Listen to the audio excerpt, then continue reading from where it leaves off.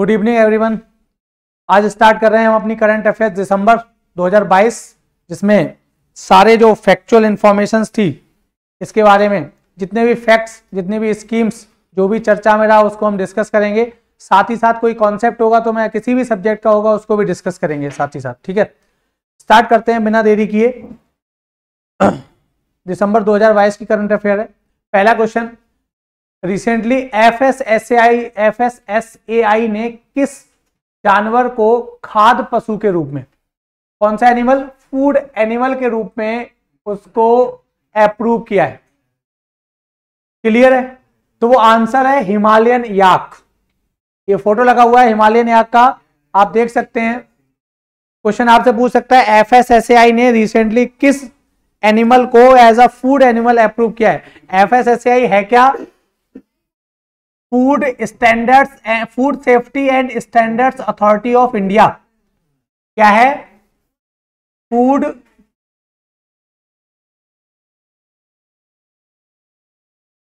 Safety and standards authority of India.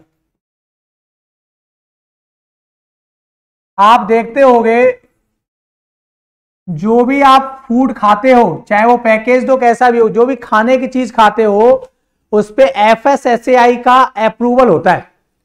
ये वो agency है भारत की जो भारत में फूड के जो आप कह सकते हो रूल्स रेगुलेशंस को, लेवल को, उनके गाइडलाइंस को जारी करती है।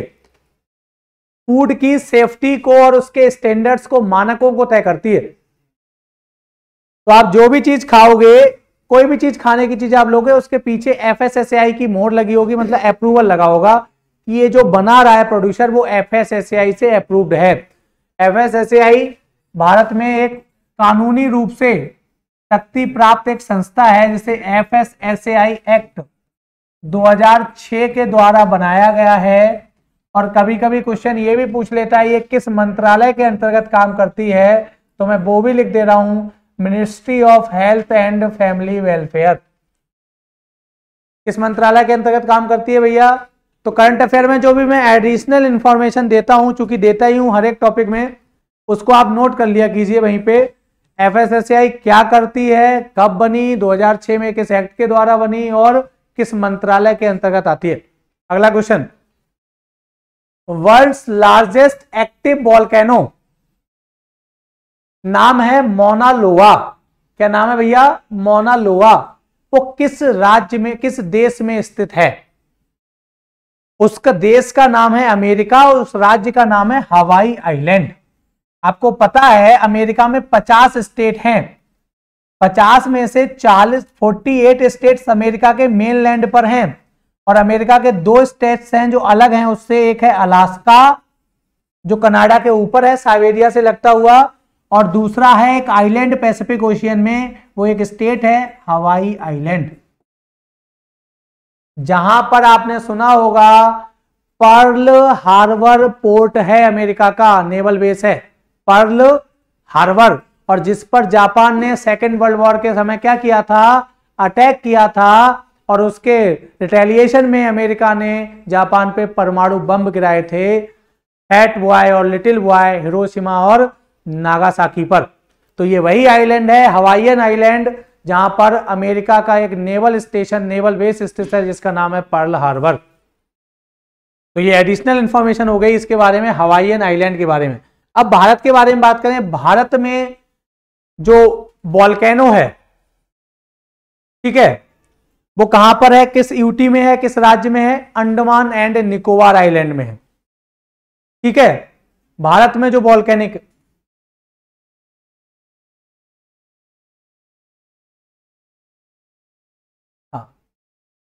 ठीक है, और उसका नाम क्या है? उसका नाम है बैरन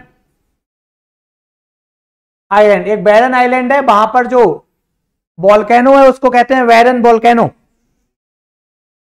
क्लियर है? बैरन आइलैंड। ठीक है, तो भारत में एकमात्र एक्टिव वोल्केनो कहां पर है? बैरन आइलैंड में है। और वो बैरन आइलैंड कहां पर है? अंडमान एंड निकोबार आइलैंड में है। अंडमान एंड निकोबार के ईस्ट में है ये बैरन आइलैंड। ईस्ट मतलब अंडमान सागर में, मलेशिया और सिंगापुर के साइड। क्लियर है? अगला, रिसेंटली किस एजेंसी ने आर्टेमिस मिशन लॉन्च किया है? किसका है? नासा का। मानव रहित अनमेंड, जहां इंसान नहीं जाएगा लेकिन लूनर जाएगा, लूनर मिशन है जिसमें कौन जाएगा? लैंडर और रोवर जाएगा। देखो, मिशन जो स्पेस एजेंसीज के होते हैं वो कई टाइप के होते हैं। एक होता है ऑर्बिटल मिशन। ऑर्बिटल मिशन मतलब स्पेस की ऑर्बिट जो है उसमें केवल ऑर्बिटल मिशन जाएगा, मतलब वो सैटेलाइट केवल ऑर्बिट में क्या करेगा? घूमेगा और इमेजेस लेगा जिस सैटेलाइट पे जिस जो है प्लेनेट पे जा रहा होगा, उसको कहते हैं ऑर्बिटल मिशन। और एक होता है लैंडर एंड रोवर मिशन, जिसमें ऑर्बिटर भी होता है, साथ ही साथ लैंडर और रोवर भी होता है। रोवर मतलब रोबोट होता है।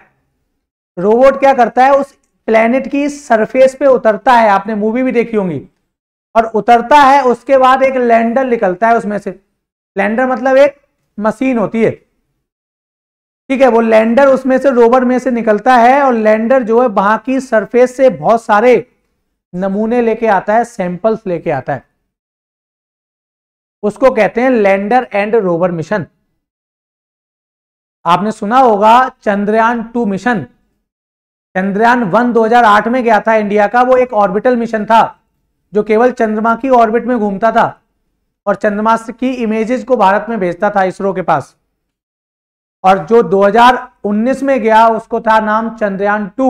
वो एक भारत का चंद्रमा पे जाने वाला पहला लैंडर और रोवर मिशन था, जिसके लैंडर का नाम था विक्रम। हालांकि वो फेल हो गया, लेकिन अब चंद्रयान 3 मिशन जाने वाला है 2023, मतलब इसी साल। और एक होता है ह्यूमन स्पेस फ्लाइट, जहां पर मानव को अंतरिक्ष में भेजा जाता है। तो ये 3 टाइप के ऐसे मिशन होते हैं स्पेस एजेंसीज के। तो नासा ने एक मिशन चंद्रमा के लिए, मून के लिए लॉन्च किया है, आर्टेमिस मिशन। अगला क्वेश्चन है, 2024 में एयर इंडिया में किस एयरलाइंस को मर्ज किया जाएगा? तो वो एयरलाइंस है विस्तारा एयरलाइंस। जहां तक मुझे याद है ये सिंगापुर की एयरलाइंस है, विस्तारा एयरलाइंस। अगला क्वेश्चन है, कौन सा पैरा एथलीट भारत का, उसे Bharat para sports person of the year 2022 चुना गया है? नाम है अवनी लाखरा। अवनी लाकरा, लेखरा नाम है, लाकरा कहते हैं, शायद राजस्थान की हैं ये, और इन्होंने गोल्ड मेडल जीता था पैरा ओलंपिक में।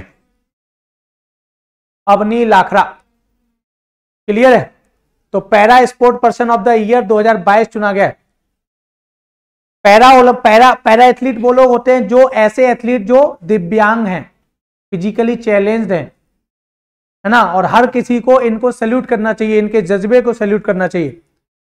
ये दिव्यांग होते हुए भी, फिजिकली चैलेंज होते हुए भी इतना बड़ा काम कर रहे हैं, अपने क्षेत्र में अचीवमेंट, टॉप लेवल के अचीवमेंट्स को प्राप्त कर रहे हैं, इंडिया के लिए पैरा ओलंपिक में गोल्ड मेडल ला रहे हैं। क्लियर है? अगला, बॉम्बे स्टॉक एक्सचेंज, भारत के 2 famous stock exchange, national stock exchange और बॉम्बे स्टॉक एक्सचेंज, दोनों कहां पे बताया मैंने? मुंबई में। इकोनॉमिक्स में पढ़ाया जब मैंने शेयर मार्केट, तो उसमें पूरा बताया मैंने आपको कैसे काम करता है शेयर मार्केट। तो यहाँ पे क्वेश्चन है, बॉम्बे स्टॉक एक्सचेंज के नए एमडी और सीईओ कौन बने हैं? उनका नाम है सुंदर रमन रामामूर्ति। सुंदर रमन राममूर्ति, क्या नाम है भैया उनका? सुंदर रमन राममूर्ति।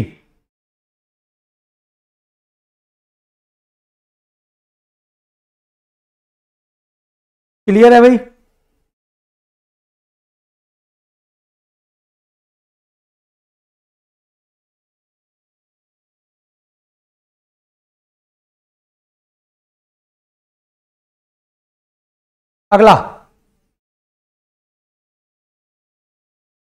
अगला है शक्ति पॉलिसी किस मिनिस्ट्री से रिलेटेड है?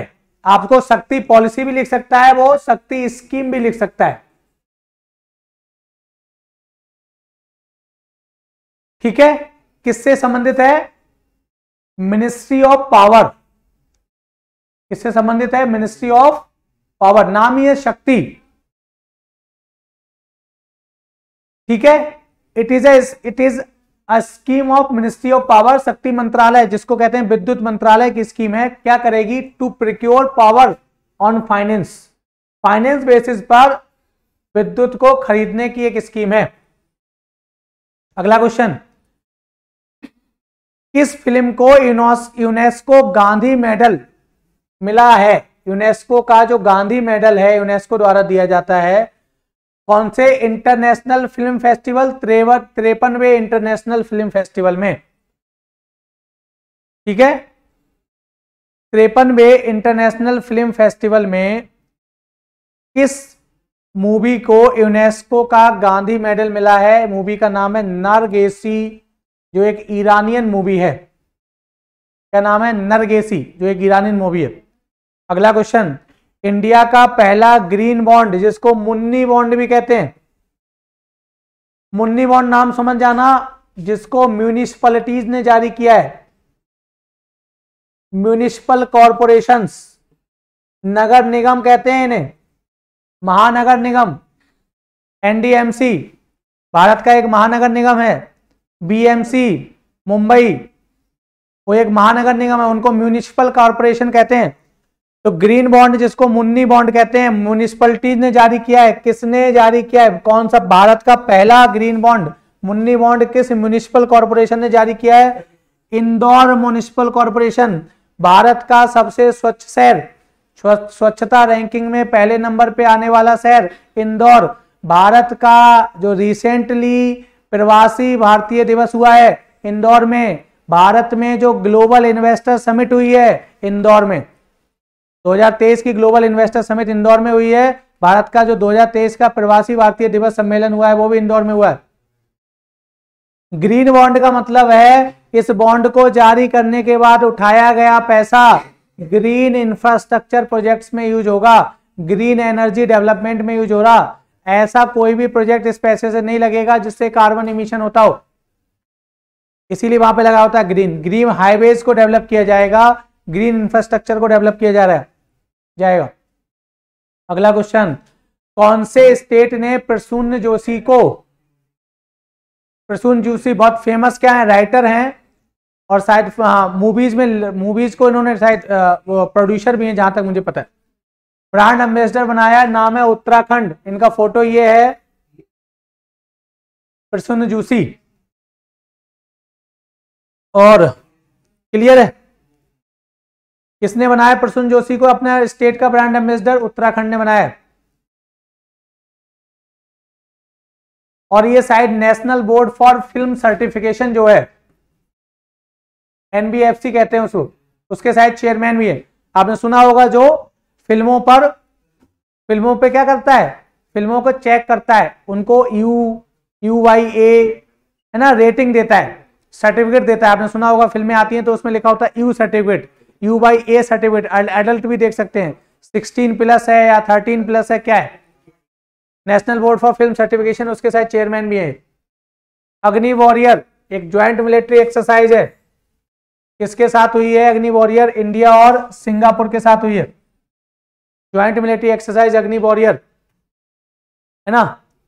अभी आपने सुना होगा जब तवांग में इंडिया, LAC पर तवांग में इंडिया और चाइना के बीच में जब कॉन्फ्लिक्ट आया, तवांग रीजन में अरुणाचल प्रदेश में, जहां पे सैनिकों के बीच आपस में कन्फ्रंटेशन हुआ, चाइनीज सैनिक और इंडियन सैनिक, और हमने कूटा चाइनीज सैनिकों को।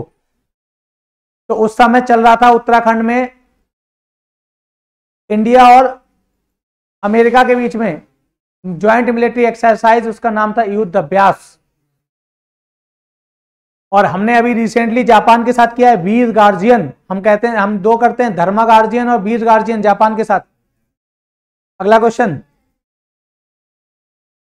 इनमें से कौन से महीने में India United Nation Security council का प्रेसिडेंट बना? कौन से महीने में? दिसंबर 2022 महीने में यूनाइटेड नेशन सिक्योरिटी काउंसिल में इंडिया, आपने पता है United Nation Security council United nation का सबसे महत्वपूर्ण अंग है और ये 15 मेंबर्स की बॉडी है, जिसमें से 5 तो आपको पता है P5 हैं जिनके पास वीटो पावर है, जिसमें चाइना है, अमेरिका है, रसिया है, ब्रिटेन है, फ्रांस है।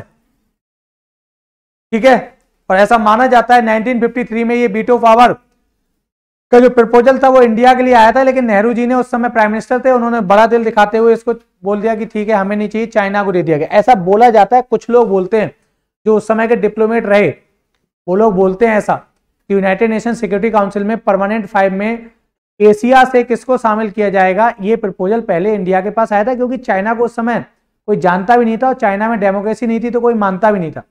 आज चाइना बड़ी इकोनॉमिक पावर बन गया, इसलिए चाइना पूरी दुनिया में लोग चाइना को जानते हैं, अदरवाइज उस समय कोई नहीं जानता था। 1949 में चाइना खुद आजाद हुआ था। तो P5 जिनके पास वीटो पावर है, और 10 होते हैं कौन, नॉन परमानेंट मेंबर्स, जो हर 2 साल में, अस्थायी मेंबर जो हर 2 साल में इलेक्ट होते हैं, चुने जाते हैं। क्लियर है, इनका चुनाव होता है।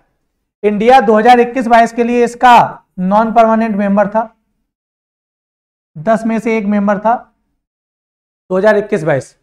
तो 2021-22 में हर महीने क्या होता है, इसकी प्रेसिडेंसी चेंज होती है। 15 सदस्य हैं तो हर महीने कोई ना कोई सदस्य प्रेसिडेंट होगा। तो इंडिया दिसंबर में रहा और 2021 में भी किसी महीने में एक बार प्रेसिडेंसी इंडिया के हाथ में थी। यूनाइटेड नेशन सिक्योरिटी काउंसिल, आपको पता है यूनाइटेड नेशन सिक्योरिटी काउंसिल के 6 ऑर्गन्स हैं, 6 अंग हैं। कौन कौन से 6 अंग हैं आपको पता होगा। United Nation General Assembly, United Nation की महासभा, यूनाइटेड नेशन सिक्योरिटी काउंसिल 2 हो गए, ICJ international court of justice 3 हो गए, ट्रस्टीशिप काउंसिल 4 हो गए,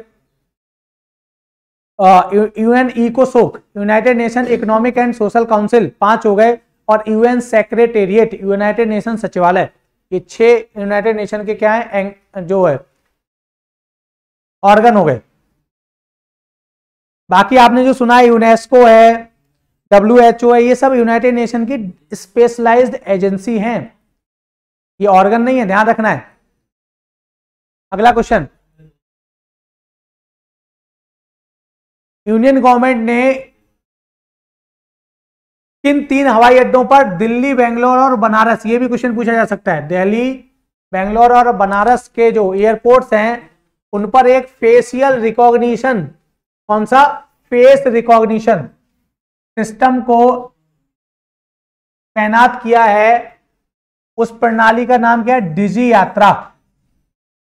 डिजी यात्रा का पर्पज बेसिकली क्या है, मिनिस्ट्री ऑफ सिविल एविएशन का, नागरिक उड्डयन मंत्रालय का इनिशिएटिव है, जिसका पर्पज है कि जो हमारा इंटरनेशनल, जो हम एयरपोर्ट्स पर जाते हैं तो इंटरनेशनली जब हम ट्रेवल करते हैं तो वहां पर जो डॉक्यूमेंटेशन जो होता है, आपके डॉक्यूमेंट टैग किए जाते हैं, उनको डिजिटल बनाना है, जिससे कि आपको पेपरलेस डॉक्यूमेंटेशन हो सके, यात्रा को डिजिटल बनाया जा सके। नाम ही है डिजी यात्रा,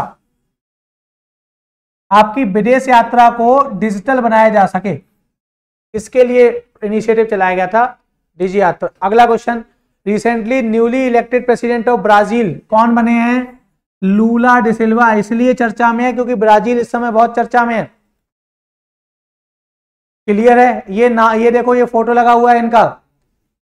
हुआ क्या है, इससे पहले दिसंबर में ये चुने गए, इनसे पहले नाम था बोल्सनारो, जो प्रेसिडेंट ऑफ ब्राजील थे, राष्ट्रपति थे बोल्सनारो। वो राइट विंग के थे, दक्षिणपंथी थे, और ये लेफ्ट विंग के, मतलब वामपंथी नेता है। चुनाव हुआ, चुनाव में लूला डि सिल्वा बोल्सनारो से मात्र 1 कुछ % वोटों से जीत गए। मतलब इनको 51 कुछ समथिंग वोट मिले, नहीं 51 नहीं, शायद 50 कुछ वोट मिले हैं, और उन्हें 49 कुछ वोट मिले। और बोल्सनारो ने इन पे आरोप लगा दिया कि इन्होंने जो चुनाव जीता है वो धांधली से जीता है। ऐसे में दोनों के समर्थक आमने सामने आ गए और ब्राजील में अराजकता फैल गई। बोल्सनारो की पार्टी के जो समर्थक थे उन्होंने कब्जा कर लिया वहां की संसद पर, वहां के सुप्रीम कोर्ट पर, वहां की सरकारी बिल्डिंगों पे। मतलब एक प्रकार से अराजकता फैल गई, इसीलिए ब्राजील बहुत चर्चा में आ गया। इंडिया की ये पॉलिटिकल सिस्टम की खूबसूरती रही है कि इंडिया में हमेशा पीसफुल ट्रांसफर ऑफ पावर हुआ है। एक पार्टी हारी है, एक नेता अगर हारा है तो उसने बहुत शांति से दूसरे नेता को पावर ट्रांसफर की है। इसीलिए इंडिया दुनिया की सबसे मजबूत डेमोक्रेसी माना जाता है। 2020 में अमेरिका, जो दुनिया की सबसे ओल्डेस्ट डेमोक्रेसी मानता है अपने आप को, वहां पे जब डोनाल्ड ट्रंप हारे और जो बाइडेन जीते, जो बाइडेन एक जो उनकी पार्टी जो है जिसको क्या कहते हैं डेमोक्रेट, और रिपब्लिकन पार्टी के डोनाल्ड ट्रंप, उनको वैसे ही सेम है। जो बाइडेन की पार्टी जो डेमोक्रेट है वो लेफ्ट विंग की पार्टी मानी जाती है, जबकि रिपब्लिकन पार्टी डोनाल्ड ट्रंप की राइट विंग की पार्टी मानी जाती है। जैसे भारत में बीजेपी राइट विंग की पार्टी मानी जाती है और कांग्रेस या अन्य जो दल है उनको लेफ्ट पार्टी कहते हैं, मतलब सेंट्रल लेफ्ट कह देते हैं। क्लियर है? तो वहां भी क्या था, वहां की जो संसद है उसको कहते हैं, उस एरिया में स्थित है, उसको कहते हैं कैपिटल हिल। अमेरिका में भी डोनाल्ड ट्रंप के समर्थकों ने उस पर कब्जा कर लिया था, चढ़ गए थे और थू हुई थी अमेरिका की उस समय। तो ये स्थिति थी, इसलिए पूछा जा सकता है क्वेश्चन आपसे। अगला क्वेश्चन, हॉर्नबिल फेस्टिवल। हॉर्नबिल एक पक्षी का नाम है, किस राज्य से संबंधित है? नागालैंड में। हॉर्नबिल क्या है? एक पक्षी का नाम है, उसके नाम पर हॉर्नबिल फेस्टिवल आयोजित किया जाता है नागालैंड में। अगला, दुनिया की पहली वुमेन रेफरी जो फीफा मेंस वर्ल्ड कप में शामिल हुई, उनका नाम क्या है? Stephanie Frappart. क्या नाम है? Stephanie Frappart. फोर्थ 2022 की लिस्ट में रिसर्च भारत के सबसे अमीर आदमी, ये तो पता ही होगा, दुनिया के दूसरे नंबर के सबसे अमीर आदमी बन गए, तीसरे नंबर के गौतम अडानी। अडानी को उनका नाम कौन नहीं जानता, सब जानते हैं। ऑथर, ये इंपॉर्टेंट बुक है, क्वेश्चन पूछा जा सकता है आपसे। Chipko movement a people's story. Chipko movement, author of the book Chipko movement a people's history नाम है शेखर पाठक। बहुत इंपॉर्टेंट बुक है, पूछा जा सकता है। चिपको मूवमेंट, चिपको मूवमेंट पर्यावरण को संरक्षित करने के लिए उत्तराखंड में चमोली डिस्ट्रिक्ट में, वहां पे क्या था, महिलाओं ने शुरू किया। वो जो पेड़ काटे जाने थे उनसे महिलाएं चिपक गईं कि हम इन पेड़ों को काटने नहीं देंगे, तो पर्यावरण के संरक्षण के लिए चलाए जाने वाला मूवमेंट है चिपको मूवमेंट। क्लियर है? अगला क्वेश्चन, एनसीबीसी के नए चेयरमैन ये हैं, देखो मिनिस्टर रहे सेंट्रल में पहले ये, NCBC national commission for backward class, नाम क्या है? हंसराज गंगाराम अहीर। ये नए चेयरमैन बने हैं किसके? NCBC, national commission for backward class. आपने सुना होगा NCSC, national commission for schedule caste, NCST, national commission for schedule tribe, और NCBC, national commission for backward class. तीनों क्या है? कॉन्स्टिट्यूशनल बॉडी हैं, संवैधानिक निकाय हैं। और एनसीबीसी ओबीसी के संबंध में काम करने वाला जो बोर्ड है, जो कमीशन है, वो है हंसराज गंगाराम अहीर, इसके क्या बने हैं? चेयरमैन बने। अगला question, which metro created Guinness world record by constructing longest double decker metro. मतलब किस मेट्रो ने गिनीज बुक में रिकॉर्ड दर्ज कराया, वर्ल्ड रिकॉर्ड बनाया है सबसे लंबा डबल डेकर मेट्रो बना के? वो कौन सा मेट्रो है? नागपुर मेट्रो है। वो कौन सा मेट्रो है? नागपुर मेट्रो है। अगला, ये इंपॉर्टेंट क्वेश्चन है, इंडिया की पहली डार्क नाइट स्काई रिजर्व कहां बनाया जा रहा है? लेह लद्दाख में बनाया जा रहा है, लद्दाख, जहां से हम रात में आसानी से तारों को देख सकेंगे। जो हमारा प्लेनेटरी सिस्टम है उसको हम आसानी से देख सकेंगे। एक प्रकार से डार्क नाइट एस्ट्रोनॉमिकल लैब को स्थापित किया जा रहा है, जहां जिससे कि उस क्षेत्र में टूरिज्म बढ़ेगा। आप रात में जाके देखो, ये फोटो लगा हुआ है, तारों को बहुत आसानी से देखा जा सकता है वहां पर। क्लियर है? अगला क्वेश्चन, इनमें से किस सेलिब्रिटी ने फीफा वर्ल्ड कप 2022 की ट्रॉफी, कतर में जो हुआ फीफा वर्ल्ड कप, उसको क्या किया? अनवील किया। क्लियर? अनावरण किया। उसका नाम है दीपिका पादुकोण। नाम सुना होगा आपने, इनकी मूवी भी आई है जो बड़ी विवादों में है, पठान। अगला, सिंधुजा वन, रिसेंटली ये न्यूज में रहा, क्या है? सिंधुजा वन। सिंधुजा वन ना होकर सिंधुजा आई होगा शायद, आई फॉर इंडिया हो सकता है। क्या है भैया? ओशियन वेव एनर्जी कन्वर्टर है ये, भारत का पहला ओशियन वेव एनर्जी कन्वर्टर है, ध्यान रखना। ये ओशियन वेव मतलब समुद्री जो धाराएं हैं, वेव्स हैं, उनको एनर्जी में कन्वर्ट करता है। देखो, which can generate electricity from sea waves, समुद्री लहरों से इलेक्ट्रिसिटी, विद्युत को उत्पादन कर सकता है। और ये कहां पे है? आईआईटी मद्रास में है। ये कहां पर है? आईआईटी मद्रास द्वारा, सॉरी मैं कह रहा हूं ये कहां पे नहीं है, इसको किसने बनाया है? आईआईटी मद्रास ने बनाया है। नाम है सिंधुजा वन। अगला क्वेश्चन, इनमें से कौन सी भारतीय एक्ट्रेस, भारतीय अभिनेत्री, इंडियन एक्ट्रेस को बीबीसी ने 100 top most influential womens of the world में नाम दर्ज कराया है? तो उनका नाम है Priyanka Chopra Jonas. Priyanka Chopra BBC 100 most influential womens की लिस्ट में शामिल किया गया है इनको, सबसे प्रभावकारी महिलाएं। अगला question, which country topped in 100 global defence company, दुनिया की सबसे 100 टॉप मोस्ट, जो वैश्विक रूप से सबसे टॉप डिफेंस की कंपनीज हैं, उस लिस्ट में किसने टॉप किया है? अमेरिका। अमेरिका की कंपनी का नाम सुना ही होगा आपने, लॉकहीड मार्टिन। अमेरिका की फेमस डिफेंस कंपनी है जिसका नाम है लॉकहीड मार्टिन। यूरोप की एक कंपनी है एयरबस। इंडिया की कंपनी 42वीं रैंक आई है और कंपनी का नाम है HAL, हिंदुस्तान एरोनॉटिकल लिमिटेड। ये भारत का सरकारी डिफेंस PSU है। अगला, इंडिया का पहला गोल्ड ATM और वर्ल्ड का first real time gold ATM कहां पे एस्टेब्लिश किया गया है? हैदराबाद में। रियल टाइम जो है गोल्ड ATM, रियल टाइम में गोल्ड ATM मतलब ATM से गोल्ड देगा वो। तो इंडिया का पहला, रियल टाइम का मतलब होता है जो चीज आप तुरंत कर रहे हो तुरंत ही उसका आउटपुट मिल रहा है ना। तो इंडिया का या विश्व का पहला रियल टाइम गोल्ड ATM कहां लॉन्च किया गया है? हैदराबाद में। अगला क्वेश्चन, किस राज्य ने one district one sport program शुरू किया है? देखो, आपने सुना होगा वन डिस्ट्रिक्ट वन प्रोडक्ट, ये स्कीम सुनी होगी, ये यूपी की ये भी स्कीम है। और ये कॉन्सेप्ट कहां से आया है? जापान से। जापान से प्रोडक्ट का कॉन्सेप्ट आया है ये, वन डिस्ट्रिक्ट वन प्रोडक्ट। आपने सुना होगा, यूपी के लोग होंगे उन्होंने सुना होगा। यूपी में मुरादाबाद किसके लिए फेमस है? स्टील के लिए फेमस है। मेरठ स्पोर्ट्स के लिए फेमस है ना। अलीगढ़ तालों के लिए फेमस है। फिरोजाबाद की चूड़ियां फेमस है। आगरा को फाउंड्री नगर कहते हैं, बहुत सारी छोटी छोटी इंडस्ट्री हैं। इस तरीके से अलग अलग जो जिले हैं उनकी अपनी अलग अलग कोई स्पेसिफिक प्रोडक्ट को लेकर विशेषता है। तो उसी जापान के इस कॉन्सेप्ट को यूपी में लागू किया गया, वन डिस्ट्रिक्ट वन प्रोडक्ट योजना।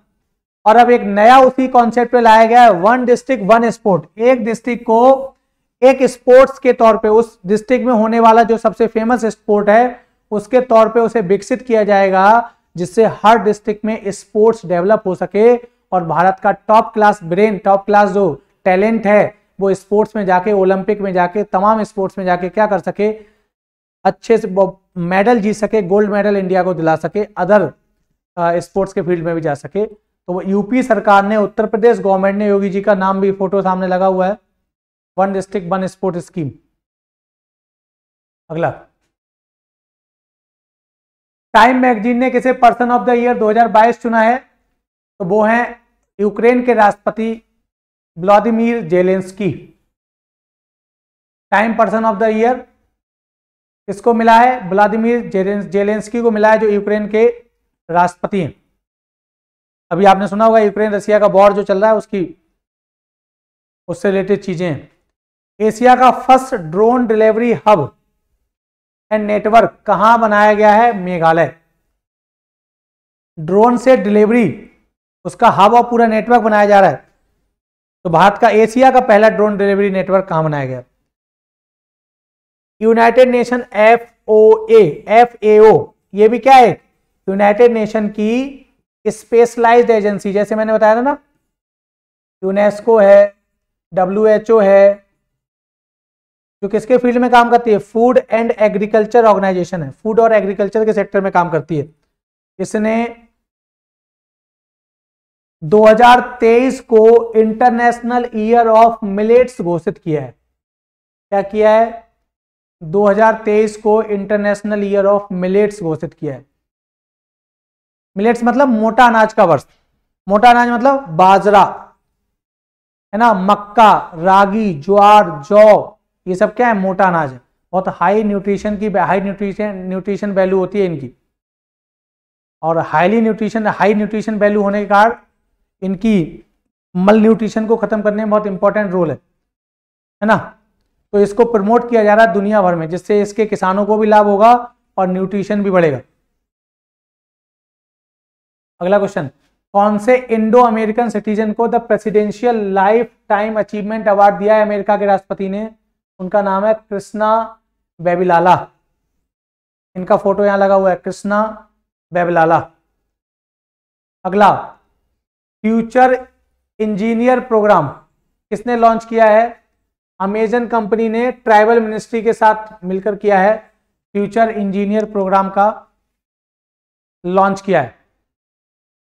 कौन सा पहला स्टेट बना है जिसने लोकायुक्त बिल पास किया है? आंसर है महाराष्ट्र। आपने सुना होगा लोकायुक्त स्टेट में होते हैं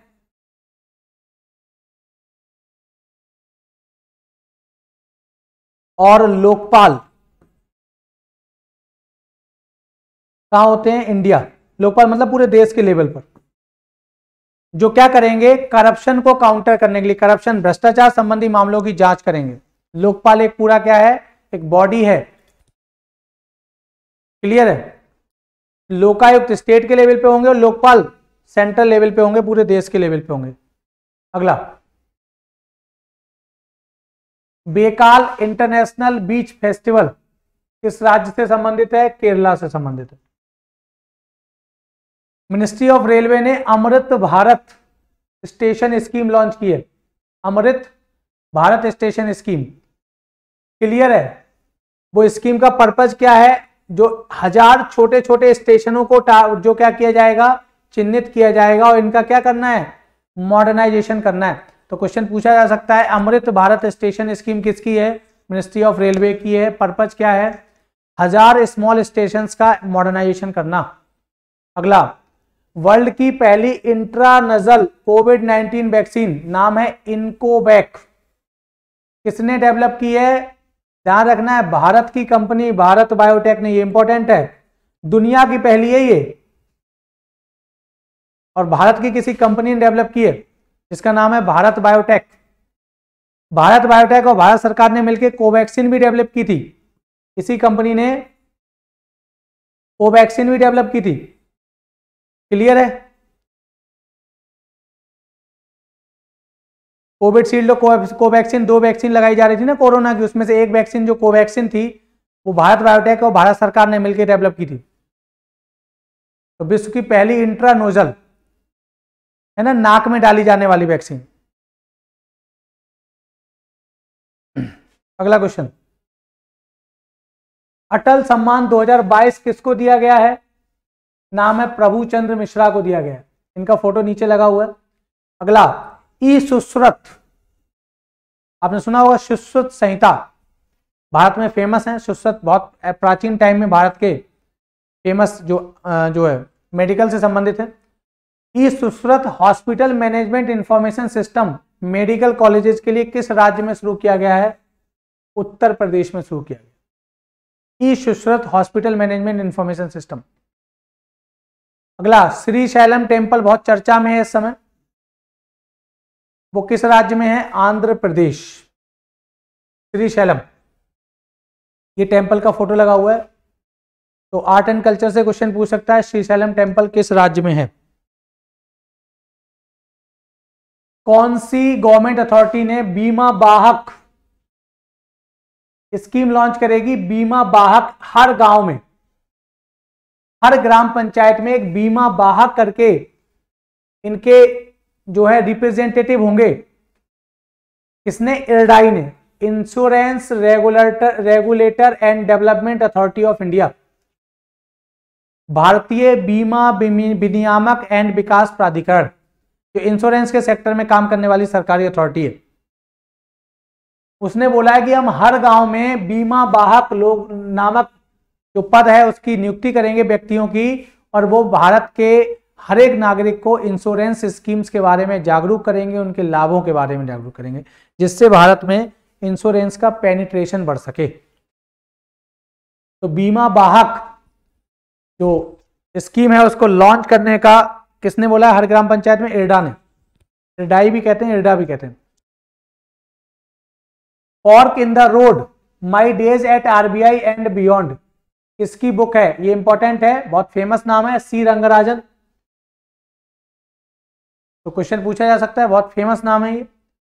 पॉवर्टी से संबंधित कमेटी इन्हीं की अध्यक्षता में थी, सी रंगराजन कमेटी, 2012 लिखवाया मैंने इकोनॉमिक्स में। इस बुक के लेखक कौन है? सी रंगराजन। अगला, NHAI national highway authority of India, जो क्या बनाती है? नेशनल हाईवे बनाती है और उसका मेंटेनेंस करती है। उसके अध्यक्ष को उसके अध्यक्ष कौन बने हैं? संतोष कुमार यादव। कौन बने हैं? संतोष कुमार यादव। ये फोटो नहीं है, ये जो है हमारे भूपेंद्र यादव का फोटो ले लिया गया है, जो भारत के environment, forest and climate change minister और minister of labour and employment है। तो ये फोटो नहीं है ना, ध्यान रखना। सी रंगराजन जी का फोटो ये है। तो संतोष कुमार यादव को national highway authority of India का क्या बनाया गया है? चेयरमैन बनाया गया है। अगला क्वेश्चन, वो कौन सी निर्वाचन क्षेत्र है which of which constituency of India became first complete library constituency?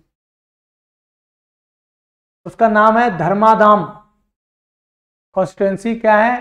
धर्माधाम विधानसभा है, जो कंप्लीट लाइब्रेरी कॉन्स्टिट्यूएंसी बन गई है।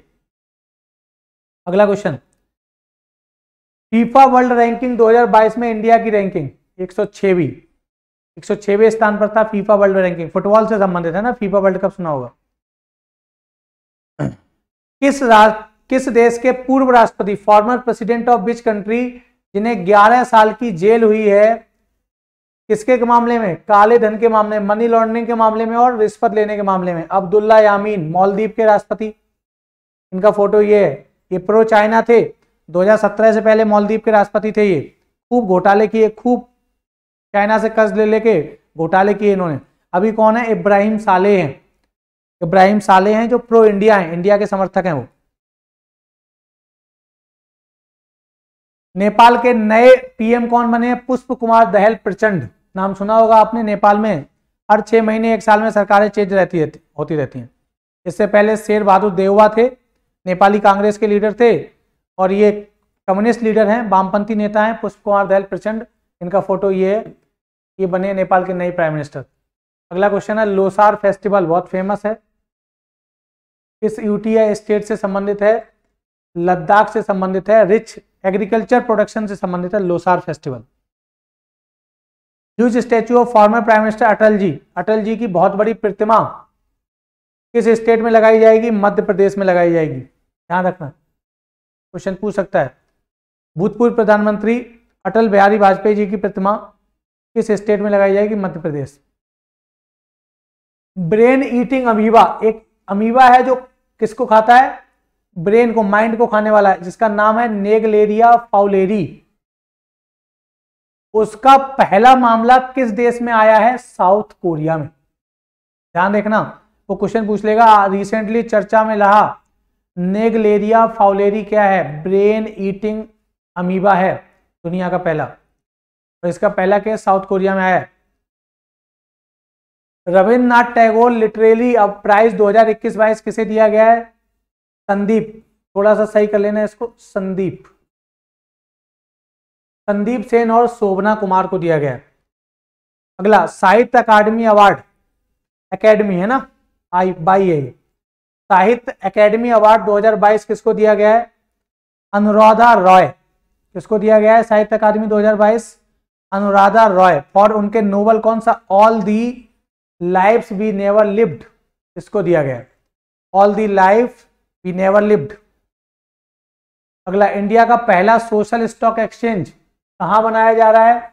एनएसई में। अभी मैंने बताया बॉम्बे स्टॉक एक्सचेंज और नेशनल स्टॉक एक्सचेंज भारत के 2 स्टॉक एक्सचेंज हैं। उसी में स्टैब्लिश किया जा रहा है नेशनल स्टॉक एक्सचेंज में, सोशल स्टॉक एक्सचेंज का, मुंबई में है ये, सेबी के ऑफिस के बराबर में, दलाल स्ट्रीट पे। देखो मैंने बताया था वीर गार्जियन, किन दो वीर गार्जियन है, धर्म गार्जियन, ये दूसरा भी लिख लेना यहाँ पे, धर्म गार्जियन। ये दोनों ज्वाइंट मिलिट्री एक्सरसाइज किसके बीच है, इंडिया जापान के बीच है।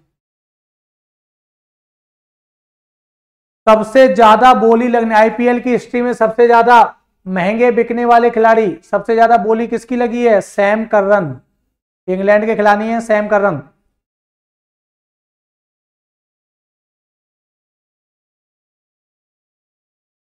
अगला क्वेश्चन, किस, जैसे भारत 106 में था, 106वें स्थान पे था, फीफा वर्ल्ड रैंकिंग 2022 में किस कंट्री ने टॉप किया, ब्राजील पहले नंबर पे फुटबॉल के मामले में।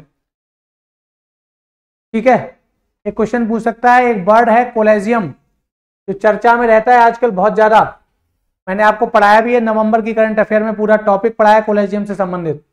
वो किससे संबंधित है, कोलेजियम एक व्यवस्था है, 5 मेंबर्स की एक बॉडी है, जो क्या करती है, जो रिस्पॉन्सिबल है जजेस के अपॉइंटमेंट के लिए सुप्रीम कोर्ट में, क्योंकि सरकार लगातार प्रेशर कर रही है, प्रेशराइज कर रही है कि जुडिशरी क्या करे, न्यायपालिका लगातार क्या करे, रिफॉर्म्स करे अपने आप को। कोलेजियम व्यवस्था पर है ना, कि कोलेजियम व्यवस्था कहीं संविधान में नहीं लिखी गई है, कोलेजियम व्यवस्था सरकार सुप्रीम कोर्ट के द्वारा डिसीजन में, अपने आदेश के द्वारा, डिसीजन के द्वारा स्थापित की गई व्यवस्था है, ना तो कोई कानून है ना संविधान है, संविधान में कहीं लिखी गई है। सुप्रीम कोर्ट ने अपने आदेश में सेकंड जजेस केस और थर्ड जजेस केस, आपको नवंबर की जो करंट अफेयर मैंने आपको पढ़ाई थी उसमें ये टॉपिक पूरा कवर किया था मैंने। नए चीफ साइंटिस्ट डब्ल्यूएचओ के कौन अपॉइंट किए गए हैं, डॉक्टर जेरेमी फरार, क्या है उनका नाम, डॉक्टर जेरेमी फरार। अगला, बेस ईयर, ये इकोनॉमी का क्वेश्चन है, सीपीआई कंज्यूमर प्राइस इंडेक्स और होलसेल प्राइस इंडेक्स, उसका बेस ईयर क्या है, 2011। इंडियन इकोनॉमी का पूरे का बेस ईयर ही 2011 है, किसी का भी पूछ ले, पूरे इंडियन इकोनॉमी का बेस ईयर 2011 है। सीपीआई क्या है, महंगाई की दर बताती है, किसके लिए, कंज्यूमर के लिए। उपभोक्ता मूल्य सूचकांक, हमारे और आपके लिए कितनी महंगाई है इकोनॉमी में। और डब्ल्यूपीआई होलसेल, थोक मूल्य सूचकांक बताता है, होलसेल प्राइस इंडेक्स, थोक विक्रेताओं के लिए बताता है कितनी महंगाई है, होलसेल प्राइस बताता है। अगला, महाकवि सुब्रमण्यम भारती, ये साउथ के फेमस महाकवि हैं, उनका स्टैचू कहां बनाया जा रहा है, उत्तर प्रदेश के बनारस में, क्योंकि बनारस में अभी काशी तमिल संगम हुआ था, जहां जो है साउथ के और नॉर्थ के दोनों के बहुत फेमस इंटेलेक्चुअल्स, लिटरेचर में एक्सपर्ट यहाँ पे मीटिंग में आए हुए थे। तो महाकवि सुब्रमण्यम भारती जो साउथ के हैं, उनकी स्टैचू उत्तर प्रदेश के बनारस में बनाई जा रही है।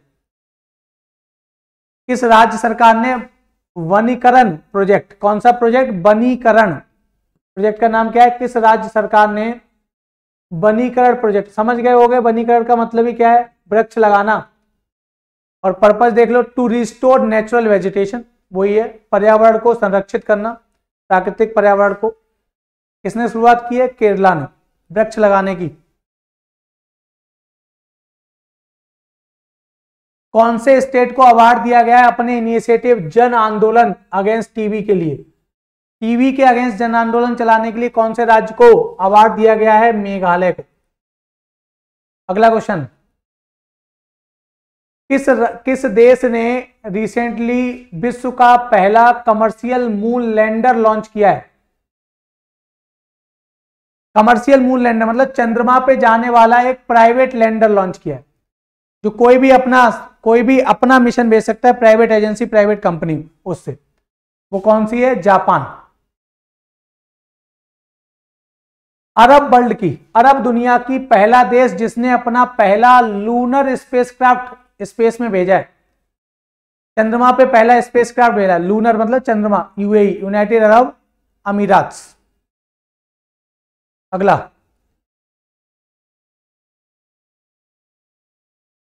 कौन सी कंट्री में इंटरनेशनल कॉन्फ्रेंस हुई है, किस पर, स्टैंडिंग विद यूक्रेनियन पीपल, कि हम यूक्रेन के लोगों के साथ खड़े हैं किससे, कहां पे हुई है, फ्रांस में हुई है कॉन्फ्रेंस। क्योंकि आपको पता है रसिया यूक्रेन का जो वॉर हो रहा है उसमें अमेरिका यूरोप यूक्रेन के साथ है, रसिया एक तरफ है, तो उसको लेके कॉन्फ्रेंस कहां पे हुई है, फ्रांस में। कौन दुनिया का तीसरा प्लेयर बन गया है 10,000 टेस्ट रन बनाने वाला और 50 से ज्यादा विकेट लेने वाला टेस्ट में? कौन है? जो रूट, इंग्लैंड के टेस्ट क्रिकेट टीम के कप्तान हैं। इनसे पहले जैक्स कालिस हैं साउथ अफ्रीका के, और स्टीव बॉ ऑस्ट्रेलिया के। इन्होंने 10,000 रन बनाए हैं और 50 से ज्यादा विकेट लिए हैं टेस्ट क्रिकेट में। जो रूट तीसरे बन गए हैं। किसने world athlete of the year award 2022 जीता है? नाम है मैकलॉलिन लेब्रॉन एंड मोंडो डुप्लेंटिस। ये दो नाम हैं जिन्हें world athlete of the year 2022 का पुरस्कार मिला है। अगला, मिरेकल्स ऑफ फेस योगा के लेखक कौन है? नाम है Mansi Gulati. Miracles of face yoga. RBI ने रिसेंटली 200 मिलियन यूएस डॉलर की करेंसी स्वैप एग्रीमेंट साइन किया है। स्वैप का मतलब अदला बदली, मतलब एक देश की करेंसी से दूसरे देश की करेंसी। किसके साथ? मालदीव के साथ। मतलब मालदीव की करेंसी 200 मिलियन यूएस डॉलर की हम लेंगे और हम उनके बदले में अपनी करेंसी उन्हें देंगे, जिससे दोनों करेंसीज की डिमांड क्या होगी? बढ़ेगी, तो उनकी वैल्यू बढ़ेगी। इसका पर्पज है जो रुपया कमजोर हो रहा है उसको मजबूत करना। करेंसी स्वैपिंग एग्रीमेंट, जिससे दोनों देशों की करेंसी क्या होती है? वर्ल्ड वाइड ग्लोबली एक्सेप्टेड होती है, मतलब बढ़ती है, अपने देश से निकल के बाहर जाती है। और ये कॉन्सेप्ट मैंने पढ़ाया है इकोनॉमिक्स के कॉन्सेप्ट में, बेसिक कॉन्सेप्ट में। Which platter made world record of fastest double century? Platter नहीं है, प्लेयर। किस खिलाड़ी ने विश्व रिकॉर्ड बनाया है सबसे तेज वनडे में दोहरा शतक लगाने का? आपको पता ही है, ईशान किशन है, ईशान किशन है ना। ये सबसे तेजी से वनडे में इन्होंने सबसे तेजी से दोहरा शतक लगाया है। पता होगा, ये इंडियन क्रिकेटर हैं भारत के फेमस। अगला question, Manohar Parrikar international airport को रिसेंटली एस्टैब्लिश किया गया, इनॉग्रेट किया गया प्रधानमंत्री के द्वारा। नाम आपको पता होगा, भारत के रक्षा मंत्री रहे हैं और गोवा के चीफ मिनिस्टर भी रहे हैं, और भारत के डिफेंस मिनिस्टर भी रहे हैं, रक्षा मंत्री भी रहे हैं। ठीक है, तो कहां पे? गोवा में। गोवा के फेमस लीडर थे ये, गोवा के चीफ मिनिस्टर और भारत के रक्षा मंत्री रहे मनोहर पर्रिकर जी। स्कूटर से चलते थे ये चीफ मिनिस्टर होने के बाद भी बहुत फेमस थे। पीएम मोदी ने 30 वंदे भारत ट्रेन को हरी झंडी दिखाई है, जो कहां से कहां तक है? बिलासपुर छत्तीसगढ़ से नागपुर मध्य प्रदेश महाराष्ट्र। आपको पता है वंदे भारत ट्रेन भारत की सेमी हाई स्पीड ट्रेन है। भारत की मान लो फास्टेस्ट ट्रेन है इस समय, 160 से 180 किलोमीटर चलती है पर आवर। इसको नाम दिया गया था ट्रेन 18, शुरुआत में 2018 में बनी थी, और ये भारत की पहली इंजन लेस ट्रेन है, वंदे भारत ट्रेन 18। इसमें इंजन नहीं होता है, रेल इंजन नहीं होता है इसमें, और इंडिया की ये पूर्णतः भारत में डेवलप हुई है, लगातार बनाई जा रही है भारत में। ये इंडिया का लार्जेस्ट बिजनेस जेट टर्मिनल कहां बनाया गया है? बिजनेस जेट मतलब कार्गो शिपिंग, कार्गो मतलब माल ढुलाई किससे? एयरप्लेन से, हवाई जहाज द्वारा, हवाई रूट के द्वारा, एयर रूट के द्वारा जो माल ढुलाई होती है, गुड्स की ढुलाई होती है, उसको कहते हैं। तो jet terminal, business jet terminal मतलब cargo terminal, Cochin international airport पे बनाया गया, भारत का सबसे बड़ा कार्गो टर्मिनल। अगला क्वेश्चन, दुनिया की पहली करेंसी नोट जिस पर 2 महिलाओं के सिग्नेचर हैं, रिसेंटली किस देश ने लॉन्च की है? अमेरिका की करेंसी। अमेरिका की करेंसी दुनिया की पहली करेंसी बन गई है जिस पर 2 महिलाओं के जो है सिग्नेचर हैं। ये दोनों महिलाएं जिनका फोटो है सामने। गुजरात के नए चीफ मिनिस्टर, चूंकि गुजरात में चुनाव हुए, कौन बने हैं? भूपेंद्र सिंह पटेल बने हैं। हिमाचल प्रदेश के कांग्रेस की सरकार बनी है, वहां बीजेपी की बनी है, सुखविंदर सिंह सुक्खू जी बने हैं। पता होगा आपको, दोनों लोगों के फोटो ये सामने दिख रहे हैं। भारत का पहला ऐसा स्टेट कौन बना है जिसने क्लाइमेट चेंज, जलवायु परिवर्तन से काउंटर करने के लिए, ग्लोबल वार्मिंग को काउंटर करने के लिए क्लाइमेट चेंज मिशन को लॉन्च किया है? तमिलनाडु है। किस कंट्री ने फीफा वर्ल्ड कप 2022 जीता? ये तो सबको पता होगा, अर्जेंटीना। लियोनल मेसी की जो टीम है, साउथ अमेरिका कॉन्टिनेंट में ये देश है, अर्जेंटीना, चिली, पेरू, बोलीविया, है ना, Ecuador, Colombia, Venezuela, Brazil, Guyana में जो है, सूरीनाम, फ्रेंच गुआना, ये सब देश कहाँ है? Latin America, south America continent में। फीफा वर्ल्ड कप 2022 में, और हारी कौन सी टीम? आपको ये भी पता होना चाहिए, फ्रांस। कहां हुआ ये भी पता है? कतर, अरब देश। फीफा वर्ल्ड कप 2022 में अरब देशों में आता है ये, कतर, वहां पे हुआ है। फीफा वर्ल्ड कप 2022 में किस प्लेयर को गोल्डन वॉल अवार्ड मिला? लियोनल मेसी को। कौन सा award? Golden wall award. Clear है? बेस्ट गोल्डन वॉल अवार्ड उसको दिया जाता है, बेस्ट प्लेयर जिसको माना जाता है। तो फीफा वर्ल्ड कप में बेस्ट प्लेयर का अवार्ड किसे मिला? लियोनल मेसी, अर्जेंटीना के कैप्टन जो थे। फीफा वर्ल्ड कप 2022 में किसको गोल्डन ग्लोब अवार्ड मिला? ग्लोब मतलब ग्लव्स, ग्लव्स मतलब बेस्ट गोलकीपर का अवार्ड। इमिलियानो मार्टिनेज, ये अर्जेंटीना के गोलकीपर, नाम सुना होगा, इन्होंने बहुत सारे गोल बचाए थे जब पेनाल्टी शूट आउट हुआ। क्लियर? अगला, फीफा फेयर प्ले अवार्ड 2022, जो टीम सबसे ज्यादा फेयर प्ले, अच्छे से खेली, फेयर खेली, किसको दिया गया? इंग्लैंड को दिया गया। अगला क्वेश्चन, जीएसटी काउंसिल की 48th मीटिंग कहां पे हुई है? दिल्ली में। जीएसटी काउंसिल आपको पता है, जीएसटी के संबंध में इकोनॉमिक्स में पढ़ाया है, जीएसटी के संबंध में निर्णय लेने वाली हाईएस्ट डिसीजन मेकिंग बॉडी कौन से आर्टिकल में? आर्टिकल 279 सब क्लॉज ए जोड़ के लाया गया। कौन सा संविधान संशोधन? 101वां संविधान संशोधन। कब? 2016 में। कब लागू हुआ जीएसटी? 1 जुलाई 2017। ये सब लिखवाया मैंने इकोनॉमिक्स में। जीएसटी काउंसिल के चेयरमैन कौन होते हैं? मिनिस्टर ऑफ फाइनेंस, वित्त मंत्री निर्मला सीतारमण जी। इससे पहले मीटिंग कहां हुई थी? चंडीगढ़ में हुई थी।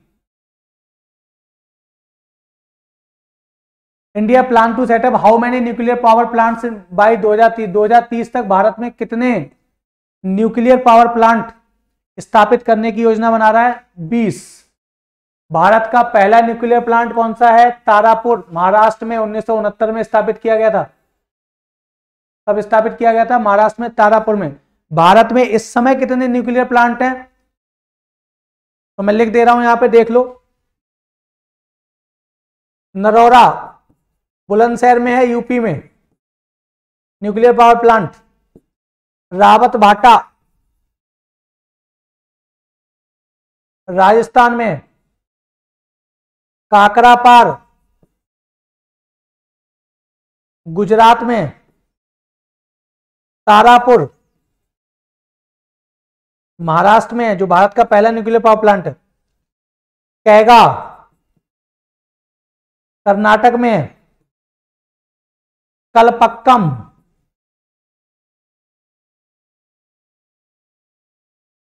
तमिलनाडु में, और तमिलनाडु में ही 7वां है कुडनकुलम,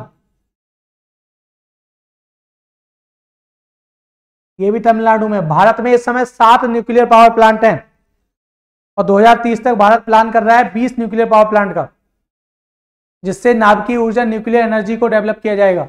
और न्यूक्लियर एनर्जी आपको पता है कौन से प्रिंसिपल पे काम करती है? न्यूक्लियर फ्यूजन, नाभिकीय विखंडन, जिससे न्यूक्लियर बॉम्ब भी बनाया जाता है, परमाणु बम, नाभिकीय विखंडन।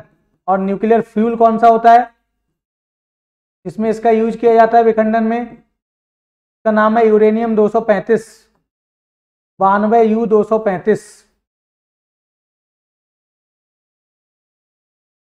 रिसेंटली किस कंट्री ने इराक को रिप्लेस किया है और भारत के लिए सबसे बड़ा कच्चे तेल का आयातक, आपूर्तिकर्ता, सप्लायर देश बन गया है? तो अभी पता है आपको, रसिया से हम बहुत ज्यादा तेल खरीद रहे हैं, क्योंकि रसिया हमें सस्ते में तेल दे रहा है, क्योंकि रसिया पर अमेरिका ने और यूरोप ने प्रतिबंध लगा रखे हैं, सैंक्शंस लगा रखे हैं due to Russia Ukraine war.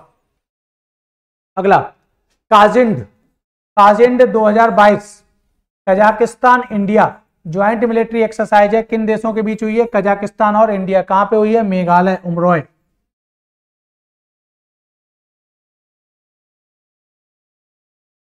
Which Indian film has been nominated in golden globe award? Golden globe award में नॉमिनेट होने वाली कौन सी फिल्म है? RRR। और म्यूजिक के फील्ड में इसने क्या जीता है? अवार्ड जीत भी लिया है, गोल्डन ग्लोब अवार्ड। गाना वो बहुत फेमस है, नाम भूल गया मैं, उस गाने के लिए अवार्ड मिला है इसको। अगला, किस टीम ने 9th प्रो कबड्डी लीग 2022 जीता है? Jaipur pink panthers. ये अमिताभ बच्चन की, अभिषेक बच्चन की टीम है, जयपुर पिंक पैंथर्स, उन्होंने जीत लिया है। Famous book the Indian navy at the rate 75 रिमिनिसिंग the voyage, किसकी बुक है? अरिता बनर्जी। किसकी बुक है? अरिता बनर्जी।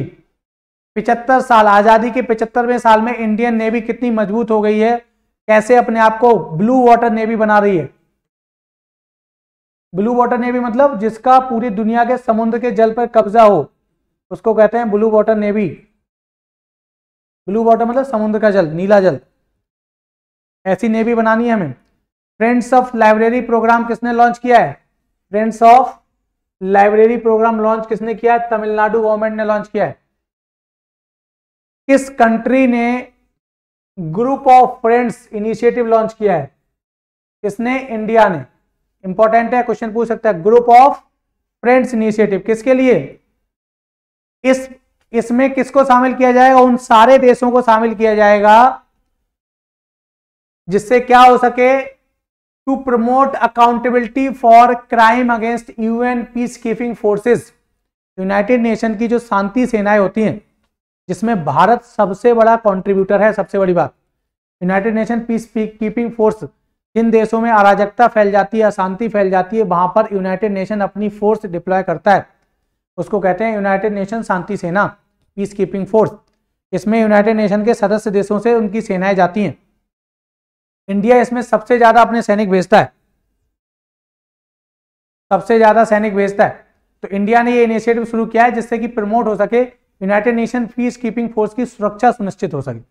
अगला, PETA India 2022 person of the year किसको मिला है? सोनाक्षी सिन्हा को। पेटा जो है एनजीओ है जो एनिमल क्रुएल्टी के क्षेत्र में काम करता है कि एनिमलों पे, जानवरों पे किसी भी प्रकार का कोई हिंसा ना हो।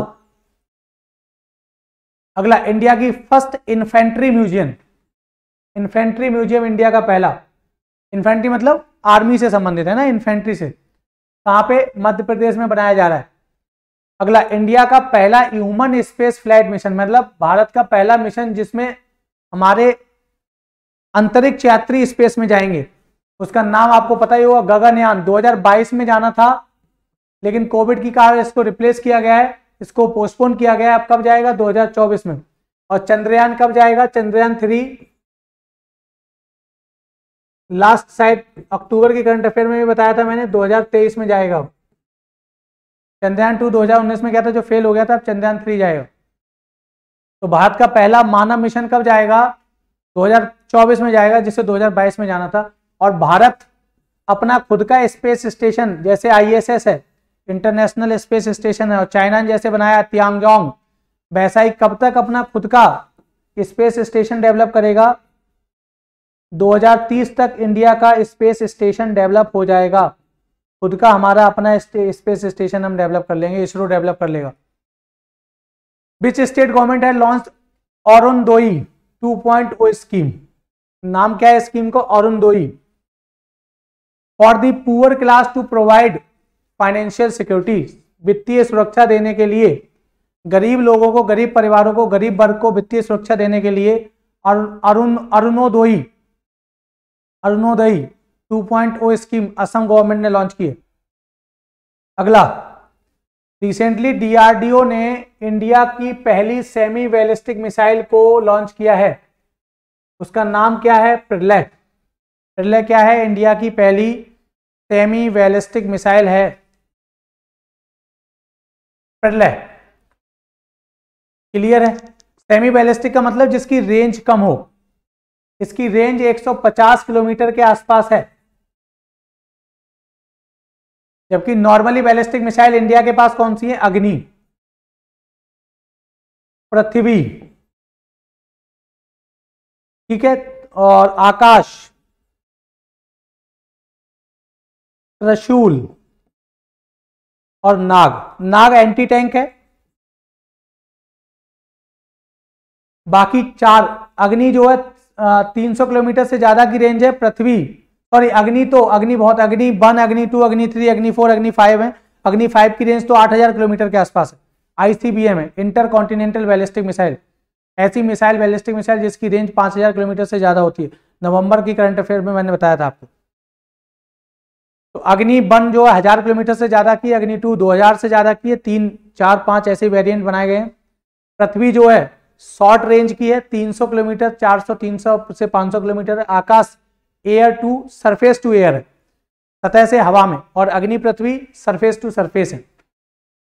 आकाश, त्रिशूल, आकाश इससे ज्यादा रेंज वाली है, त्रिशूल का एडवांस वर्जन है। और नाग एंटी टैंक है। एंटी टैंक मतलब टैंकों को खत्म, दुश्मन के टैंकों को खत्म करने वाली मिसाइल। तो सेमी बैलिस्टिक बनाइए जिसकी रेंज इससे भी कम हो, पृथ्वी से भी 150 किलोमीटर के आसपास, उसका नाम है प्रलय। किसने बनाई है? DRDO ने बनाई है। अगली 13वीं मिनिस्ट्रियल कॉन्फ्रेंस, मंत्री स्तरीय सम्मेलन, कौन सा? 13वां मंत्री स्तरीय सम्मेलन। किसका? WTO, वर्ल्ड ट्रेड ऑर्गेनाइजेशन का। कहां पे होगा? 2024 में, बहुत इंपॉर्टेंट है, अभी अनाउंसमेंट हुआ है, UAE, यूनाइटेड अरब अमीरात में होगा, संयुक्त अरब अमीरात में होगा WTO। WTO मतलब वर्ल्ड ट्रेड ऑर्गेनाइजेशन, जो मैंने पढ़ाया है इकोनॉमिक्स में आपको, दुनिया में फ्री ट्रेड को प्रमोट करता है और हाईएस्ट डिसीजन मेकिंग बॉडी है। मिनिस्ट्रियल कॉन्फ्रेंस, मंत्री स्तरीय सम्मेलन, जहां विभिन्न देशों के जो ट्रेड और कॉमर्स मिनिस्टर होते हैं, हमारे कौन है? पीयूष गोयल साहब, वो लोग शामिल होते हैं। इसका हेडक्वार्टर जेनेवा में है, स्विट्जरलैंड में है। कब बना आपको पता है? 1 जनवरी 1995 को बना। इंडिया इसका मेंबर है। यूनाइटेड नेशन से इसका कोई संबंध नहीं। 12वीं WTO की मिनिस्ट्रियल कॉन्फ्रेंस कहां हुई थी? जेनेवा में हुई, इसके हेडक्वार्टर में हुई थी। कोविड की वजह से नहीं हो पाई, क्योंकि कोविड फैला हुआ था। और होनी कहां थी? कजाकिस्तान में होनी थी, नूर सुल्तान इसकी राजधानी का नाम है। कजाकिस्तान की राजधानी नूर सुल्तान, वहां पे होनी थी 12वीं, लेकिन वो हो नहीं पाई। तो कहां हुई? जेनेवा हेडक्वार्टर में हुई, स्विट्जरलैंड में इसके। हालांकि चेयर्ड कौन था? चेयरमैन मतलब अध्यक्षता किसने की? कजाकिस्तान ने की। कजाकिस्तान आपको पता है सेंट्रल एशिया का देश है, मध्य एशिया का देश है। Kazakhstan, Kyrgyzstan, Uzbekistan, Tajikistan, Turkmenistan, Afghanistan के ऊपर और रसिया के नीचे जो बीच में जो एशिया का पार्ट है, उसको कहते हैं सेंट्रल एशिया। तो इस तरीके से हमने